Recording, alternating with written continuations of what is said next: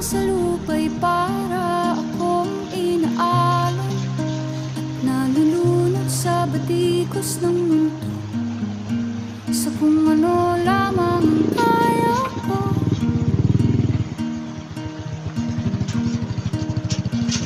Yang bigan sa mga problemang di masolusyonan agad, parang wala nang bukas. Pwede bang umiwas?